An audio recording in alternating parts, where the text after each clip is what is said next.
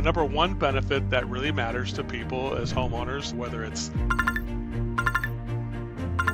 is you get the front of the line pass service. If you can't get somebody to do business again with you, then you probably have failed the first time. So when they call up, like obviously if they're in the job management system, whatever you're using, they're tagged as a VIP client. So when that lead comes through, the CSR understands that, okay, this is a VIP customer. We've got to give them the right treatment. We're going to make sure that they understand that this is going to be a free service. Everybody in the company, no matter what status they belong to the company, whether it's the parts driver or a person who delivers materials out to a job or somebody in the office, everybody has to be able to remember what the membership is all about.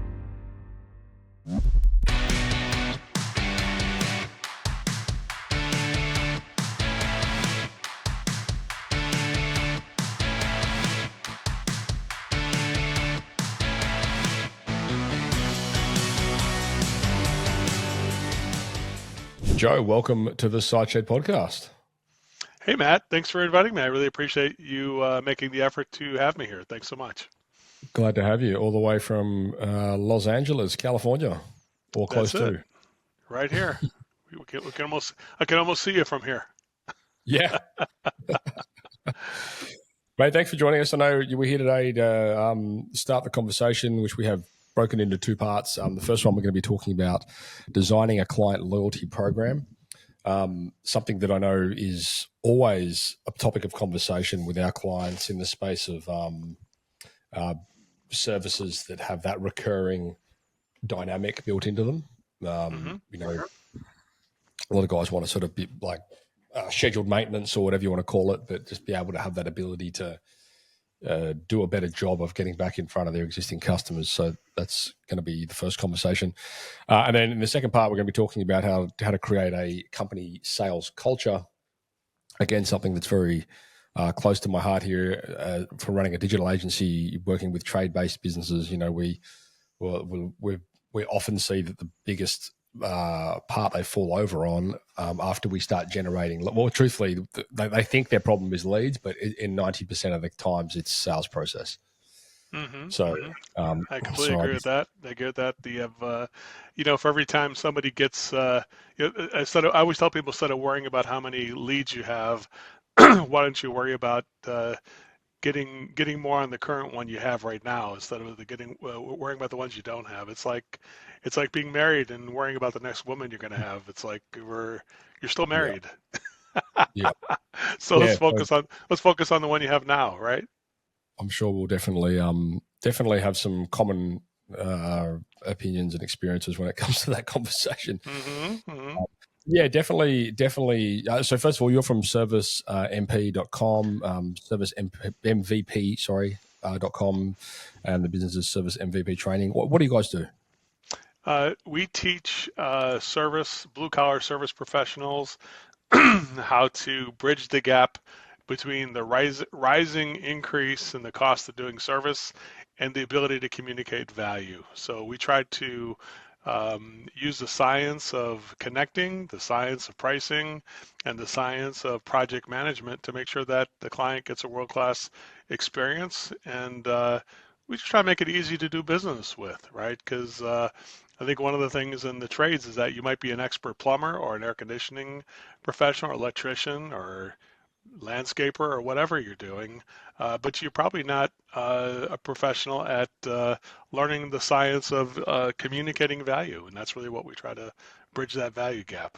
Make sense? Yeah, I'm definitely keen to unpack that one because I know a lot of our truthfully, most of our clients, and for now and throughout our entire history of running the agency, and I don't think it's ever going to go anywhere, they always have that issue of price objections. And so I think communicating value, from our experience, is a very good way that you can kind of mitigate those conversations. So I'm definitely keen to unpack some of those things. Yeah, cool. Anyway, I'll have some links to all the show notes and stuff like that. And Joe, you've also got a book, don't you?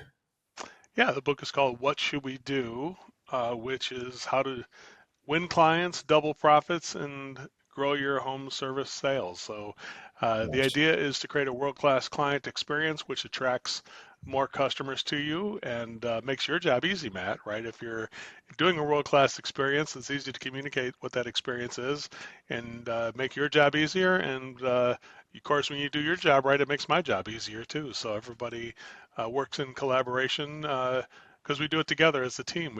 We win as a team, we lose as a team. So if we get the calls we need, what are we going to do with those calls when we have them? And if we don't have any calls, we don't have no audience. So persuasion needs an audience, if you will. Make sense?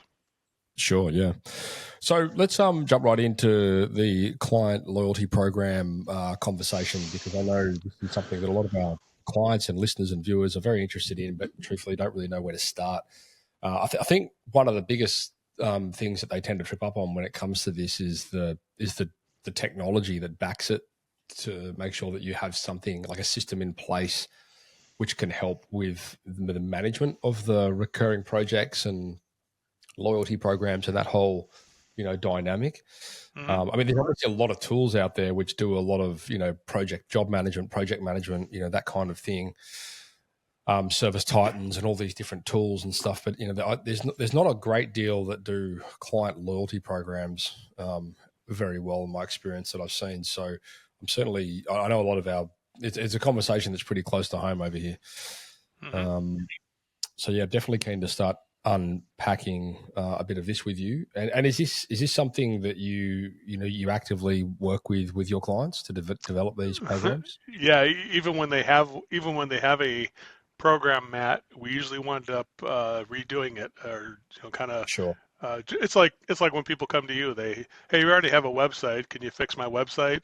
And it's like, Right. yeah, I'm going to fix it by redoing it completely. Right. It's like, Yeah. so it's like you can point out all the things that are wrong with the thing, but truthfully, I'd say every client that comes to us, even if they, people are pretty sophisticated nowadays with having a membership or a service agreement or things like that you want to call it. However, I think a lot of people just don't, they just copy each other and they really don't have the science behind how it should work, right?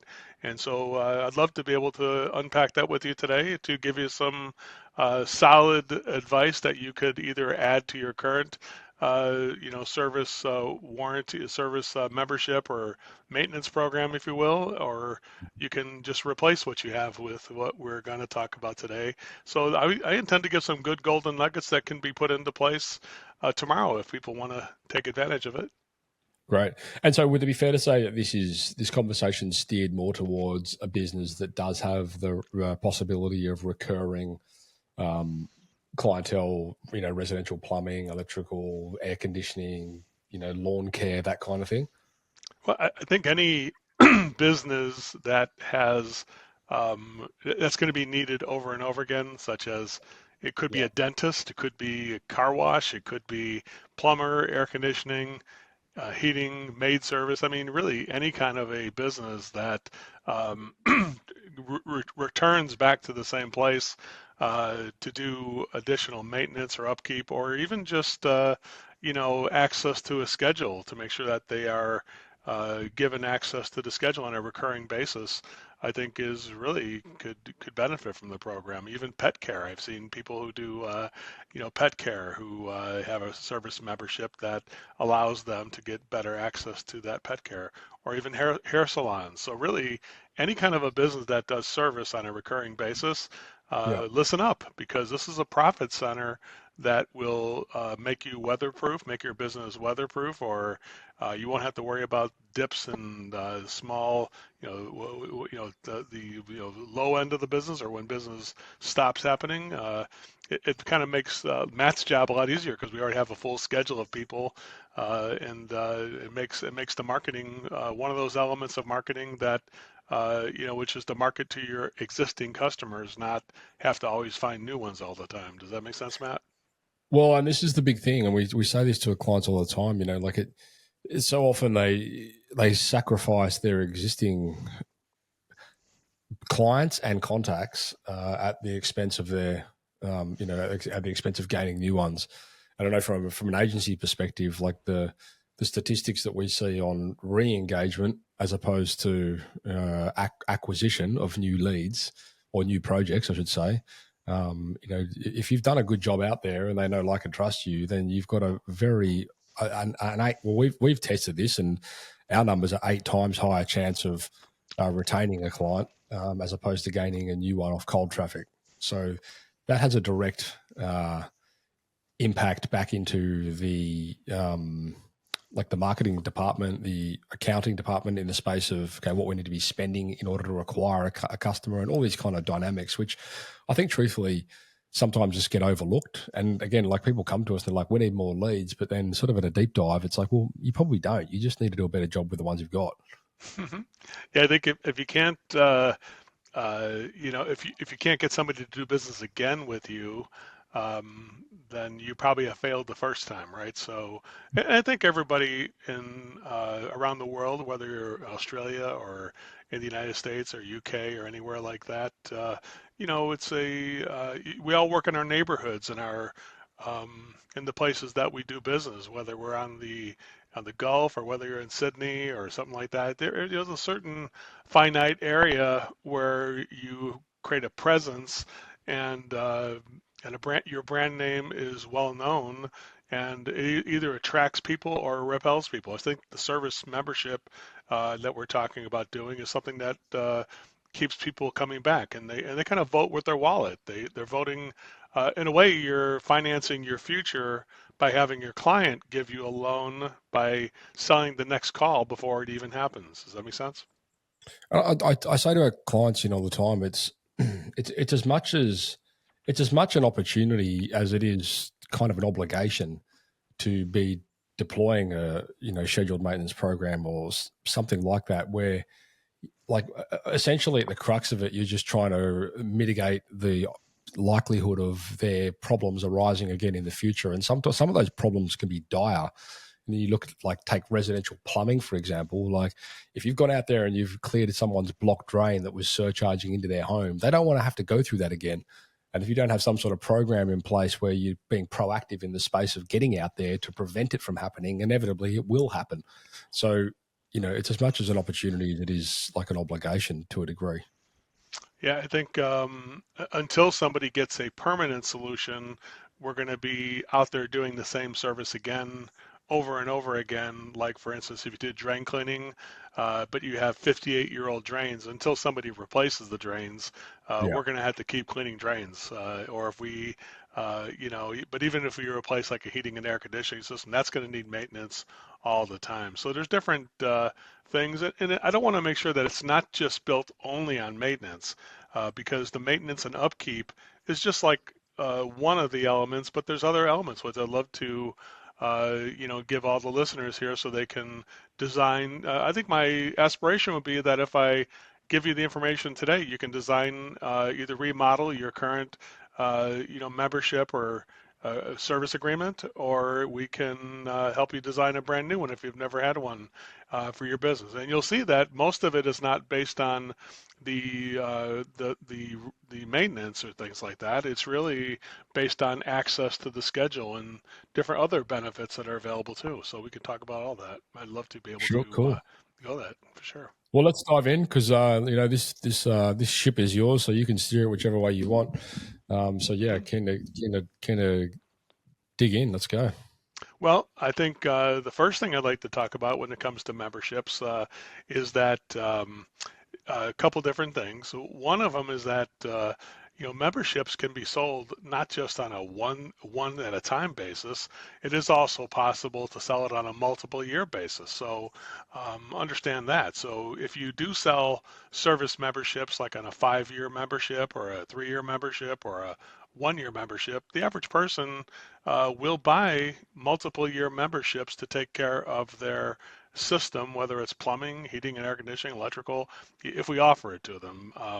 Just let you know that. And then some of the rules about this are that the membership has to be so simple that the that everybody in the company, no matter what status they belong in the company, whether it's the parts driver or the person who delivers materials out to a job or somebody in the office, everybody has to be able to remember what the membership is all about. So clients have to remember what it is. You have to remember what it is. Everybody in the company, everybody on the team. It's got to be so simple that it makes it ridiculously easy to get the job to be able to purchase it. Does that make sense, sir, Matt? Yeah, no, yeah, yep, yep. And again, this probably ties heavily into the second conversation we're going to have in relation to like the sales culture. But yeah, I mean, I think that's another thing when we're talking about like creating a consistency and making sure that people understand what the product is and how to sell it. I think that's and truthfully, we're going through this at the moment internally. Like we've rebuilt a lot of our products, and we're like, okay, we need to iron out these products so the team actually understands what we're building, what we're delivering, and what we're selling. Hmm. Hmm. Well, so the first rule of designing your membership program or your service plan, if you want to call it that, is really it has to have a brand name. So we have to be able to call it something so everybody in the company and all the customers can refer to it under that brand name. And here's what we Mm, found about the brand name. So a real simple idea, and we have over 33,000 service professionals that have used our program and given us feedback. And what we found is that the term VIP needs to be in the title of the membership. So mm, if it was the Site Shed was the name of the company I'm working with, it would be mm, the VI Site Shed service membership program that we have for mm, you. So what is that?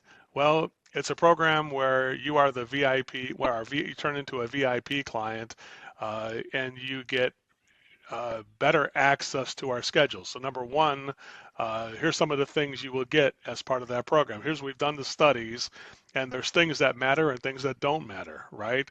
So number one, the title does matter. mhm. Don't just say it's my service member. It's the Acme service membership program. It's not good enough. It's got to be this is the VIP Acme service membership program. With this, you get these benefits. Now, here are the benefits you can get. The number one benefit that really matters to people as homeowners, universally in any culture, any area, whether it's the United States or Australia or anywhere, Brazil, even we've had people who use it in Brazil, is you get the front of the line pass service. So, number one feature of the membership should be that if you purchase the agreement on the phone when you call in today, then you get to go right in front of the line in front of all the other customers by purchasing the agreement. Make sense? So front of the line pass service. Don't just say priority service, which is an old school term, which is watered down. It doesn't work as well because it's too vague of a term.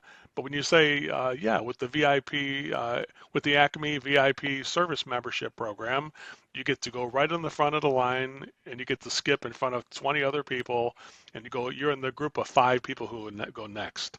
That would be number one thing. And they're Okay. like, wow, really? Because I'm taking off work today. Well, then you're going to be next on the schedule, which is a departure from what most people think, which is that we have a busy schedule today, right? And it's like we do have a busy schedule, but when you Mhm, purchase the membership on the front end, you go right to the front of the line. Make sense? mhm. So that's Yeah. number one. Number two is you get free access to the schedule for the rest of the year from normal working hours from let's say 7 a.m. till 7 p.m. or 5 p.m. whenever it is. Uh, there's no charge to drive out to your house, and there's no arrival fee or diagnostic fee. We come out there free of charge to look at any problem you want as part of that program. So right there, if we just stop at those three things, we have the VIP service membership program. You get to go right in front of the line, in front of all the other customers we have. We have 20 people on our customer list right now on our schedule. You'll be in the top 5 who go next, cut in front of the other people. Now you also would have a normal standard access fee. Let's say it's $59 or $99, whatever it would be, 125. Like But a core fee. that would be a secondary way, right? So the primary way would be to pay like $200 or $250 or whatever, depending on the kind of company or what you do. But it's got to be significant, right? Because if I'm telling you get to cut in front of 20 people today, it's got to be enough money that makes sense. And if you say to me, you might say, Matt, you might say, Joe, that's not going to work. I mean, who's going to pay $200 just to get access to the schedule? Well, here's a test I'll put to you. Do you have a Department of Motor Vehicles where you have to get a driver's license in Australia, Matt, every year? Not every year, No, but every we couple of have a years, every 5 years or so. no, we have like a cereal box, and you open the cereal. and then the back of it you can pull out a license over Is here. that what you get? Yeah, Well, imagine yeah. going to It the gets delivered Department by of Motor kangaroo. Imagine going to the Department of Motor Vehicles with a cereal box, and you see a gigantic line to renew your license, right? And imagine if they said, hey, we have a VIP front of the line pass membership where you don't have to wait in line. It'd be $150 more, and you go right to the front of the line in front of 200 people waiting in line around the corner of the Yeah. street. How many people do you think would take people up on that? You'd have Yeah, it's like the amusement parks up here. They all do that. You have like a priority day rate or whatever it is, and you can Yeah, it's skip called it. it's the pass. It's the fast pass, right? Yeah, You could say it's our fast pass service. So that is number one. Number two is just free access to the schedule, and you always, if it's a demand call, you always go to the front. And number three, the third benefit is on demand or scheduled maintenance or upkeep, depending on different trades that might be available. Make sense? hmm Like you could say for heating and air conditioning, we will do a yearly maintenance of the system and clean the right. system off and make sure we have the best heat transfer capability. If we have plumbing, we might do a thing where we say we'd flush your tankless water heater or take care of any, make sure your toilets are working and not running for too long. If you need a flapper, it would be free. For some small repair, it would be free. If it's electrician, we could change any light bulbs in your house or put batteries in your smoke detectors or fire alarms if you want us to. It'll be included once a year. We'll come out and do a electrical safety inspection on your home if you want us to, either on demand or scheduled. So in a way, you'd have access to the company to get that work done for you. Make sense? So you So could have when any we're kind of a small thing.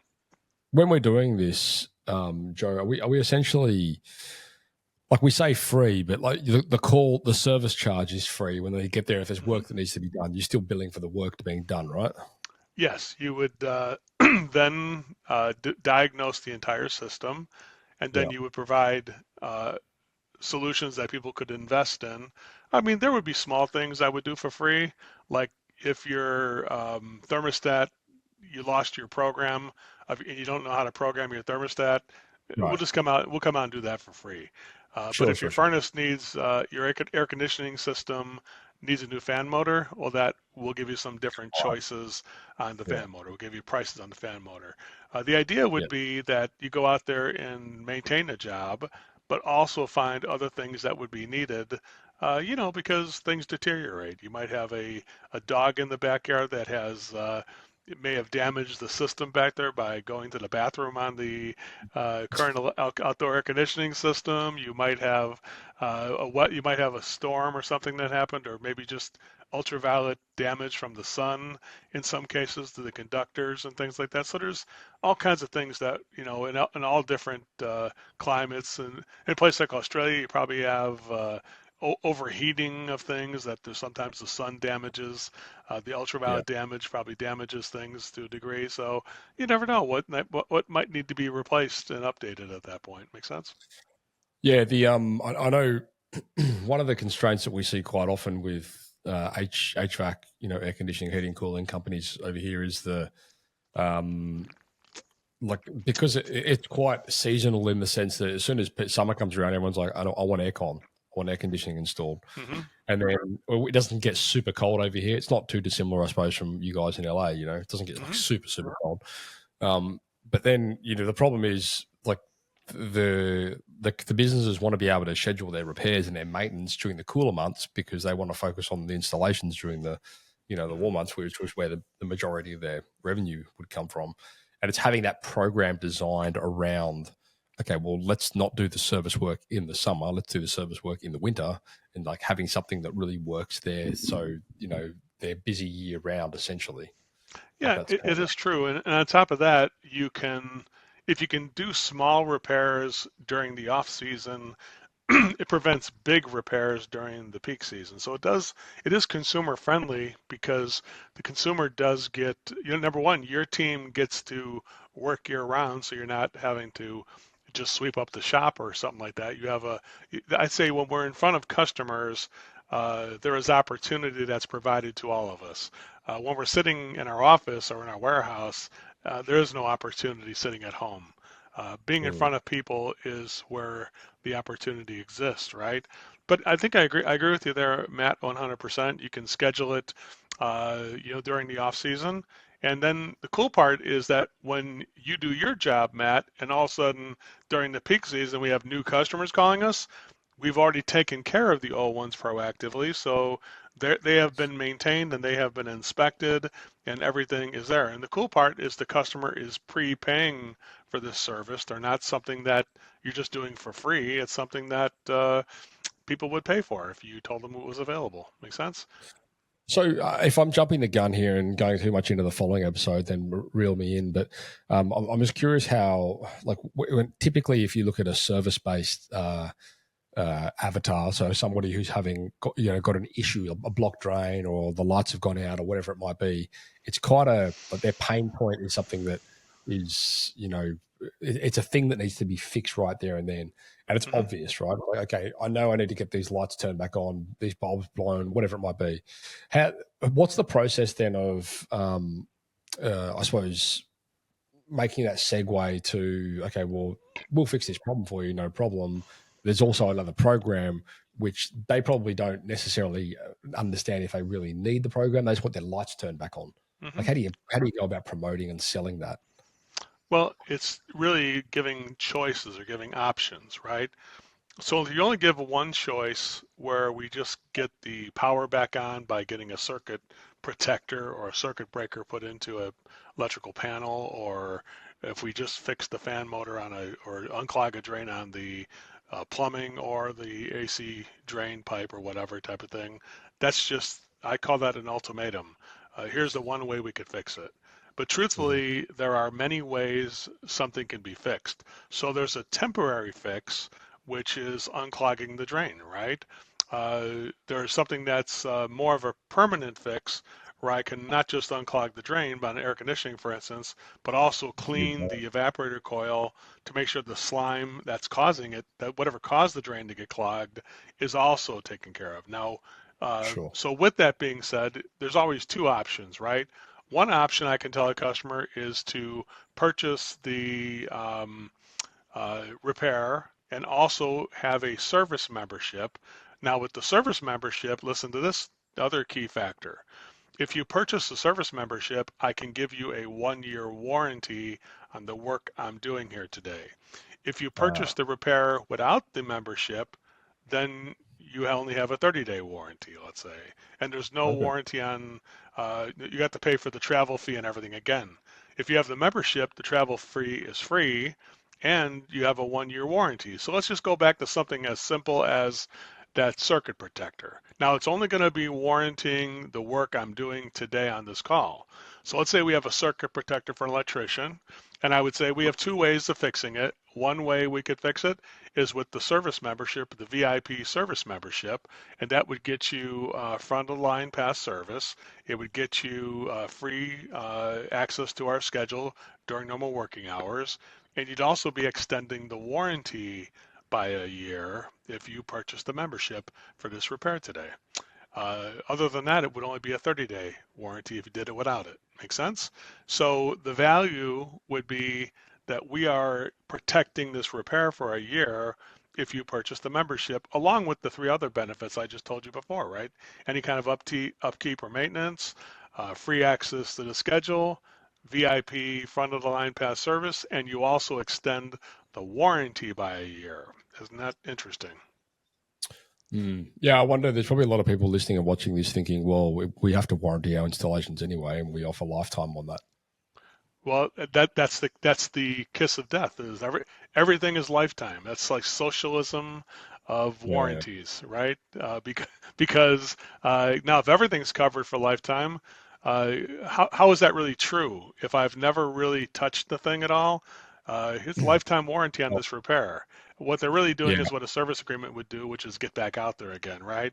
So the truth is, uh, a lifetime warranty has no value when it comes to the science of creating value unless you put it next to something that doesn't have any warranty. So gotcha. nobody is forced to give a warranty. Like if I clean the drain in a plumbing system, how can I give a warranty unless you pay more money for me to cover it to come out here again for free next time? Sure. Right now, Yeah. so Yeah. you can't force me to keep coming out for free. However, if you purchase the service membership, then I will come out here for free. And if the same drain clogs up, then I would clean that drain for 1 year, up to 1 year. Make sense? Yeah. Now, Sure. if you Yeah. did two repairs, let's say we did two repairs. Let's say we did the kitchen drain and we did the main drain. That's two repairs. If you buy a 2 year service agreement, I would give you a 2 year warranty. Make sense? And Right. so what people realize, what the consumer realizes, is that when people give lifetime warranty on everything, that is really a fake warranty. It doesn't Yeah. really matter because we know it's too good to be true because nothing is lifetime until you read the fine print. This Sure. warranty is a real warranty, and that's the difference. Make sense? So So if you mix the warranty with the service agreement, you can create great benefits. As a matter of fact, the companies that do this the right way can add as much as 38 to 42% more revenue because you're not just selling the repair, but you're also extending the warranties and things like that by up to 5 years you could on repairs. I mean, you could just start real easy too, Matt. Like if you sold equipment or an electrical panel or a new tankless water heater, you could just include the warranty and service for 12 years with that, right? By saying, let me sell the agreement times 12, and that would give you a 12-year warranty on the water heater too. So imagine starting there. Start with the new installations of something, and you would just price in. Let's say I'm saying $200 a year. So $200 times 12 would be $2,400 more to give it a access to the schedule and everything else we talked about for the next 12 years. Make sense? and in terms of like dollar values on the programs, is that kind of what a lot of in your experience, the guys are pricing around? Like it's a couple of $100 a Well, I mean, year it's got kind to of be thing? enough money for me to make it real, right? Sure. Like I don't want to sell a warranty I can't stand behind. And by the way, if I did sell it on multiple year basis, let's say I sold it for, I don't know, what would it be? 200, let's say $200 times 12 years or whatever it would be. It would, get that figured out there would be $200, 24 $200 times 12 years. How much is that going to be? 2400. $2,400, and I keep selling that every time I sell a water heater, and I keep putting $24 in a bank account that would be separate from my warranty funding and my service agreement funding. Then I would have additional funds, so when it got slow, I'd have money for payroll and things like that too. So I wouldn't just recommend selling the warranty and the service agreement. I would also recommend taking the money from that agreement and putting it into a different bank account so you'd have that money off to the side so you can use that during the slow season. That's a great way to kind of bank up the funds for the slow season. Make sense? I did an interesting podcast with a guy, well, quite a while ago now, but I recall the conversation about service agreements and how he said the podcast was focused around like acquisitions and things like that. And Hmm. it was saying how often actually, if a business is in a like he's looking to be acquired, some of these long-term service programs that have been paid for but not delivered on are actually a liability on the balance sheet, seen as that. It could be. What's your opinion on that? However, imagine this though. Imagine that when you bought the company and I had $1 million in a bank account, that $1 million comes with the company. Then how would that value the company? How would that affect the value of the company if my company came with a $1 million bank account? Or let's say in a bigger company, it came with $15 million. So this company comes with $15 million when you buy it. Imagine how So much that would make essentially, it, how much that would be worth. How much would that make the company worth already if I already had $15 million in an account for you if you buy the company? yeah. So essentially, you're saying if that money was pre-allocated specifically for that, not just stuck into general expenses Yeah, and yeah, you can't just put it in general operating fund because now. And mm, on top of that, you could also do a thing where you tell the company, well, if a company does good workmanship, you could say, how about if we gave you 5 years to claim the warranties? Actually, I did that when I sold my company in 2000. I had a company, a heating and air conditioning and plumbing company.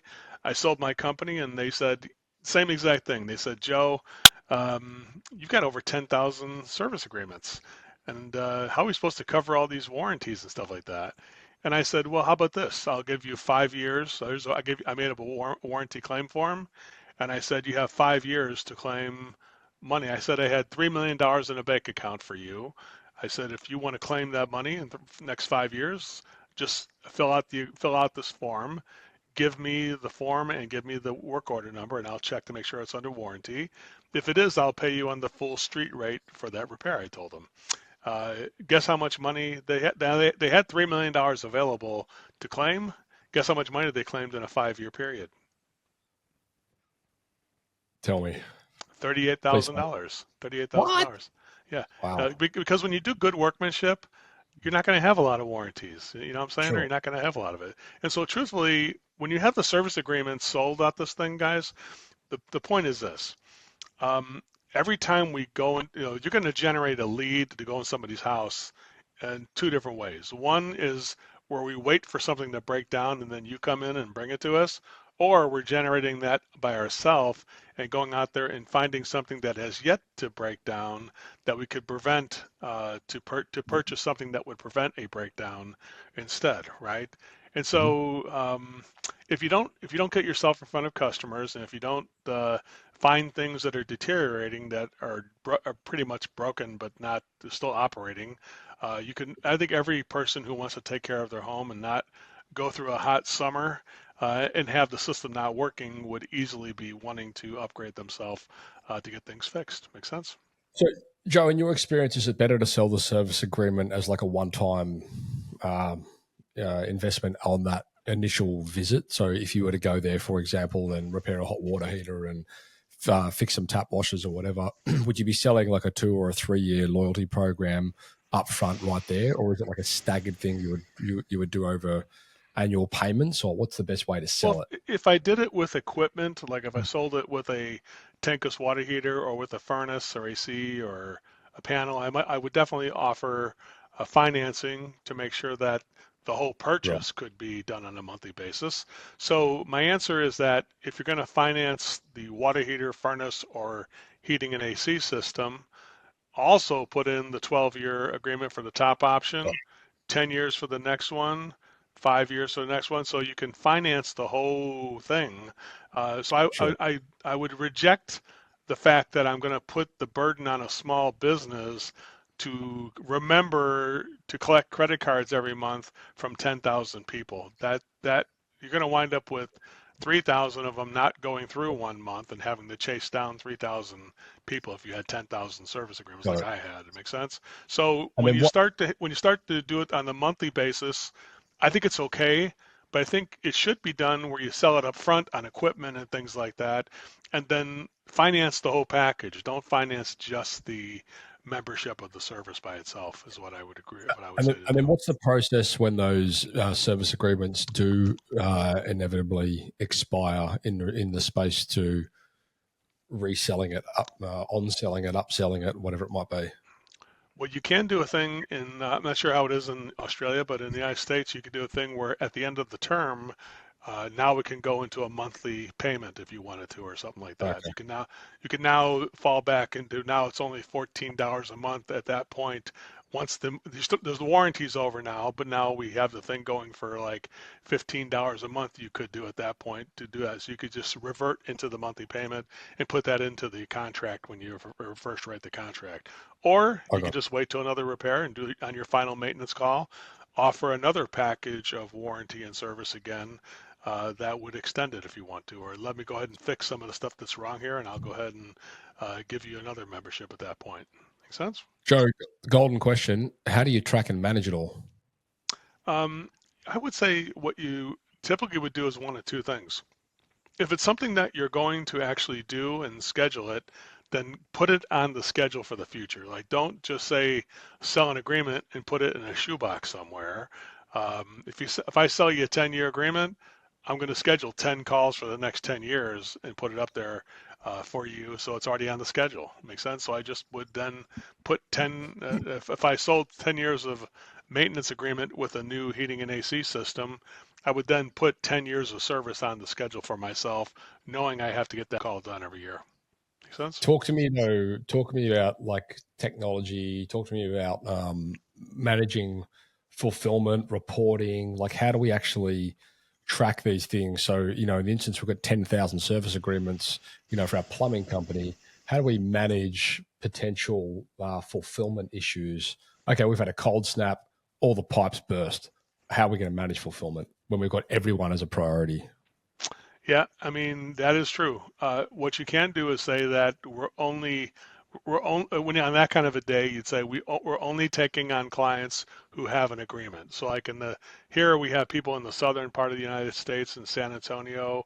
I have a company down there. It's a big company. They have like 150 employees, and they have had many days or even a couple 2 or 3 days where they'll say we're only able to take on our agreement customers at this point. Make sense? And so what they Yeah. would do is take on people who had the highest degree of health and safety concerns. If somebody had senior citizens, another thing that people can do as well too, if you price the agreement high enough, if people do have an emergency situation, there are some people who have an agreement that say, we'll put you in a hotel for a night till we get out there next day or whatever type of thing. Because if you Got it. start thinking about it, when you start piling up all this money on the service agreement stuff, you have a lot of financial resources that allow you to be very generous with your clients. Uh, where if you didn't have that pile of money, you wouldn't be able to be generous with your clients and everybody be there. Makes sense? So generosity with customer service and doing things for people, and we all have in our heart we want to help everybody. However, I think when people buy the agreement, especially when they buy 10 years of it, like that's how I would prioritize it, Matt. I would say, here's somebody who bought 10 years of the agreement, and here's somebody who just bought 1 year. I'm probably going to service the person who has 10 years of it with me as a higher, because they spend more on the agreement than the other person did. Of course, I wouldn't tell the public that. I would just say, right now we're fully committed and only doing service agreement customers, and you're scheduled for later today at this point. The front of the line is on the first service request part of it there. Make sense? So Or if it's a demand essentially, call. You know? Joe, aside from having the calendar schedule, Bob's service agreement is going to expire in a month's time or whatever. Like, what are the other dynamics, I suppose, that you need to have put into consideration with making sure that customer does get the special treatment? So when they call up, like, obviously if they're in the job management system, whatever you're using, they're tagged as a VIP client. So when that lead comes through, the CSR understands that, okay, this is a VIP customer. We've got to give them the right treatment. We've got to make sure that they understand that this is going to be a free service. There's no service charge for this or whatever it might be. Yeah, I think Like, we have to. I think we have to be obviously with the technology of today. You mentioned Service Titan, and there's some other some great softwares in Australia too that do some yeah, great jobs with this too. Where once you buy an agreement, the agreement's different than a normal task. It's listed as an agreement inside our service. So when the customer service rep answers the phone, it says this is an agreement customer. It tells them, it alerts you to that, and you can actually create a script. I would say create a script that would welcome back service agreement customers. Say, hey, Matt, I can see you're a VIP, Acme service membership. Welcome back to Service MVP. I appreciate you calling us today, Matt.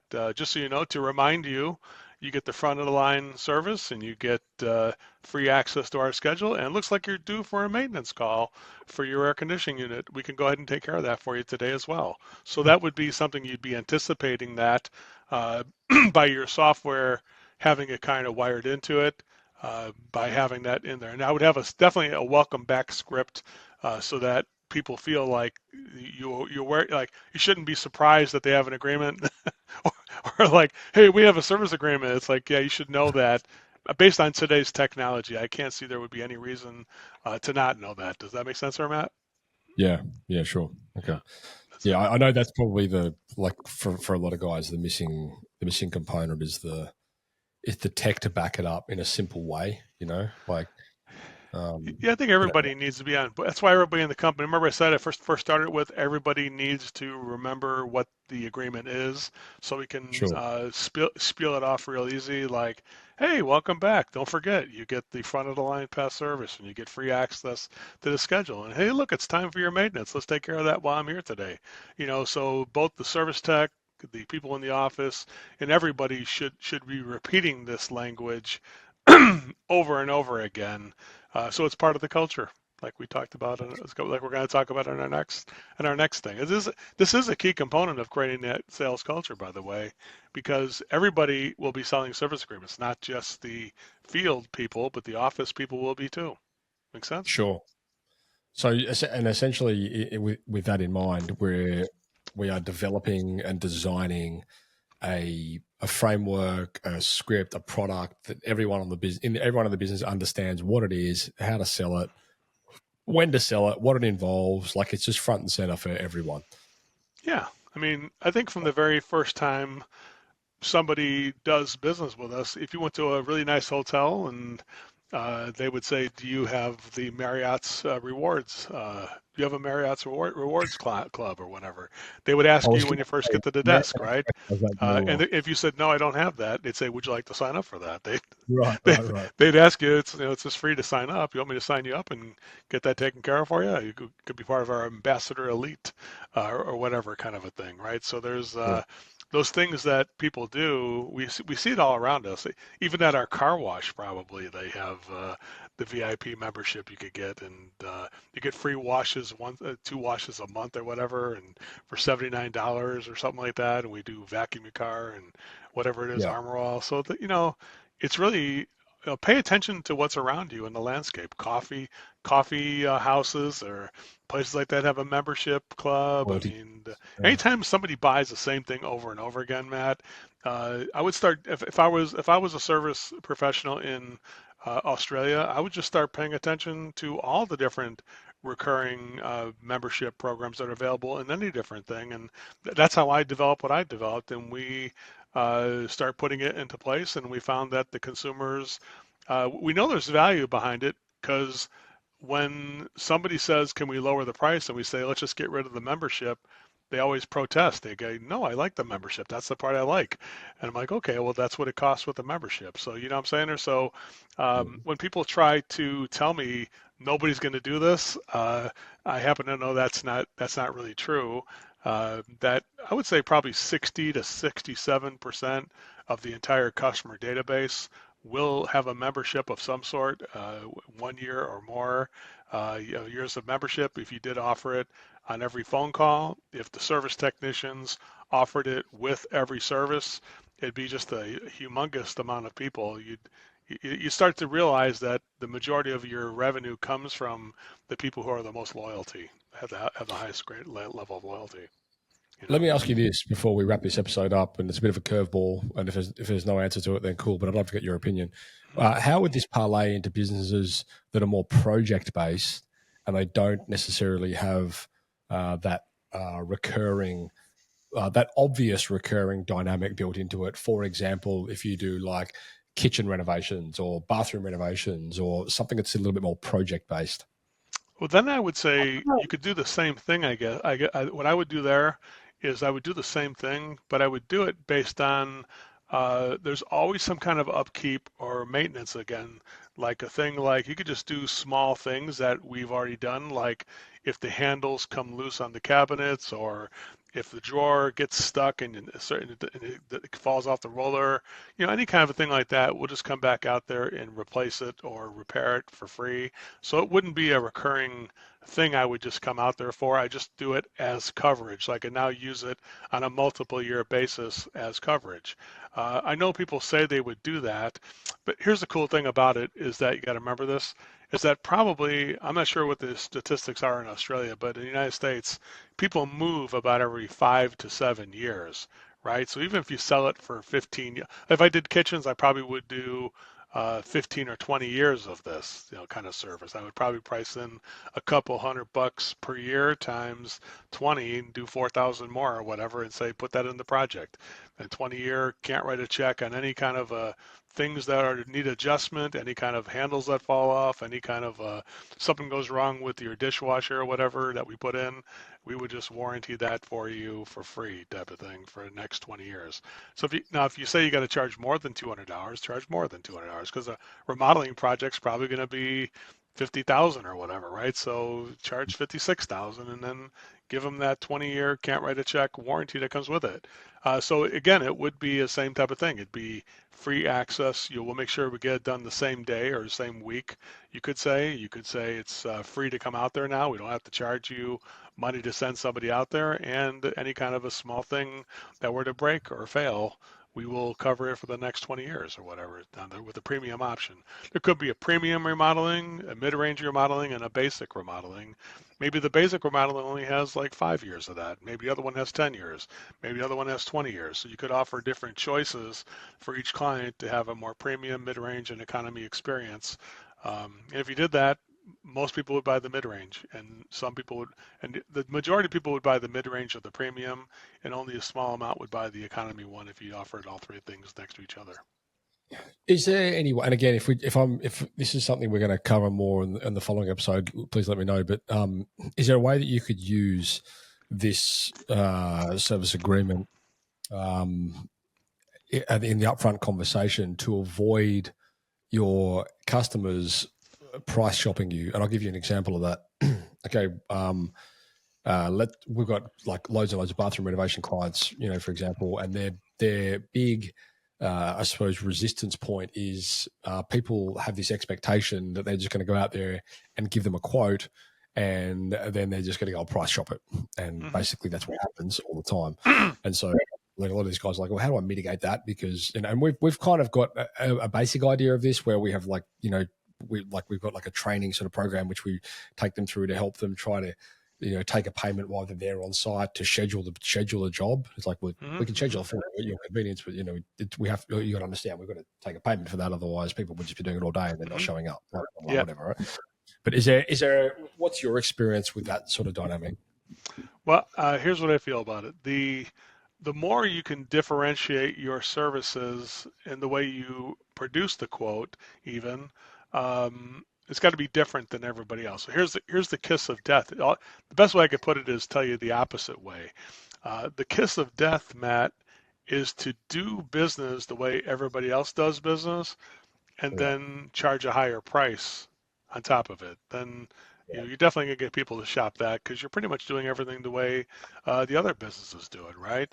But yeah, if you, let's say we go back to some of the things I've been kind of product placement or service placement, dropping some stuff here on you that I have mentioned already, right? Like if I said to you, we have if you answer the phone, you call me for remodeling. Hey, we have a VIP membership where we can get the quote to you in the same day, or we can make the process happen faster.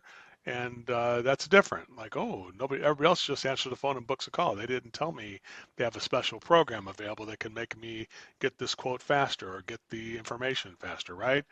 You can also do a thing where you say, we promise we will offer you premium, mid-range, and economy choices for every project, whether it's for, any trade, no matter what it is.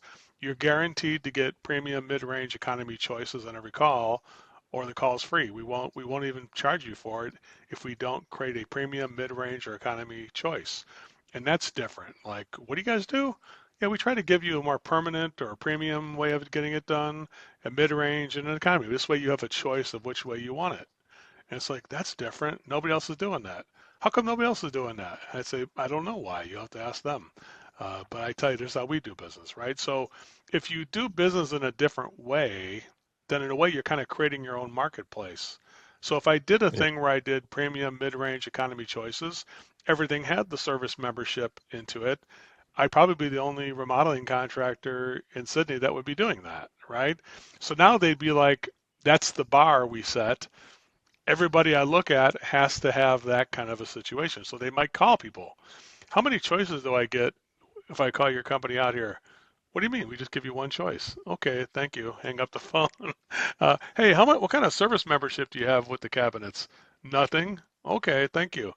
So in a way, you're setting a service standard that's yeah, higher when you first do your quote, and then it's so good that the stopping shops in a way. Does that make sense, Matt? So the service that somebody provides when they do any business, whether it's um, landscaping, plumbing, AC, remodeling, whatever it is, if the standard is set high enough, the stopping stops because the consumer's got to say to themselves, I've already called three or four other people, and these people are the only ones who actually, on the phone before they even came out of here, promised they were going to do this, and they did it.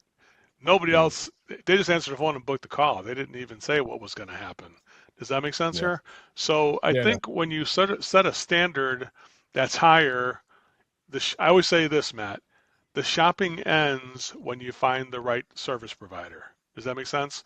When people shop, you should take it personal because in a way they don't really see you as a unique person or unique company who's providing a service that's better than everybody else, and so they continue to shop because it looks like you're the same. Make sense? Yeah, it's. I know we've over the years we've had lots of again like building clients and people that do home renovations and stuff like that, and like one of the big factors there, and this was brought to my attention by a client of ours like years ago, where they would spend all this time, dedicate all this time, sometimes up to like 2 weeks worth of work to create this quote, yeah, and then the guy down the road would just they would just give it to him and he'd beat it by 10% or 5% or whatever.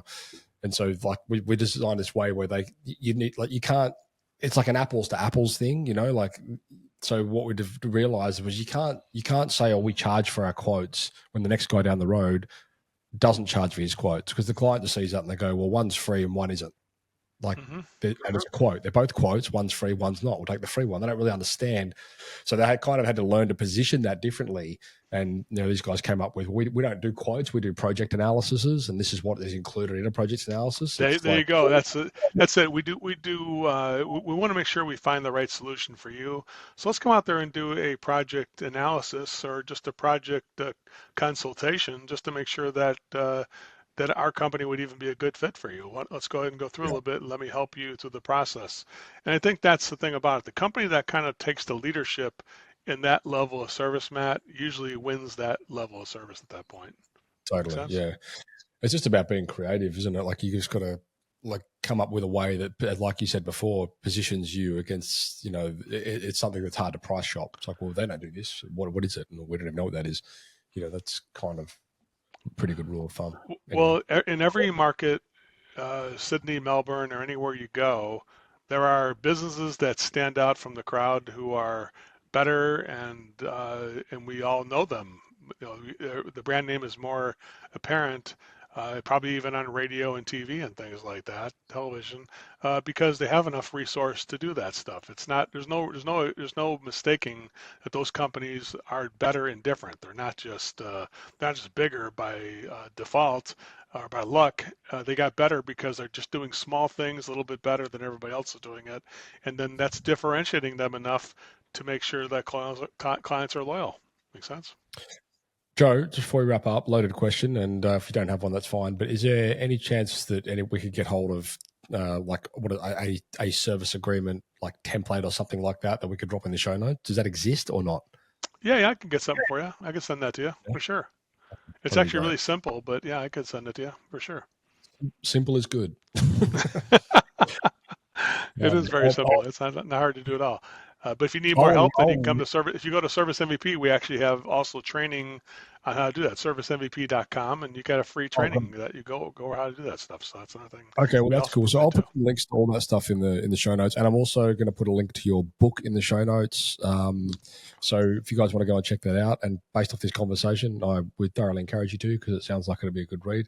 Um, yeah, and then we're going to come back. Joe and I are going to come back on the following conversation, and we're going to talk about how to take, I suppose, what we've just conceptualized in this conversation around developing a client loyalty program, and we're going to talk about how you can, develop that sales process and that sales culture around, communicating best, the things that we've discussed in this conversation.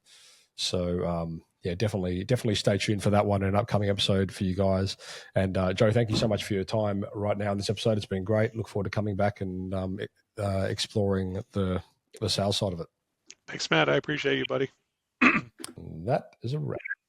New Zealand-based home renovation company, 6,593% ROAS. Sydney-based solar company, 2,700% ROAS. Hunter region-based bathroom renovation company, 5,616% ROAS. Melbourne-based building company, 13,182% return on ad spend. Adelaide-based solar company, 2,881% return on ad spend. Guys, the list goes on and on. If you're a trade-based business and you work with projects like roofing, solar, bathroom renovations, kitchen renovations, anything like that, head across to tradie.wiki/pod for podcast. Tradie.wiki/pod for podcast. Book in a conversation. It is game changing.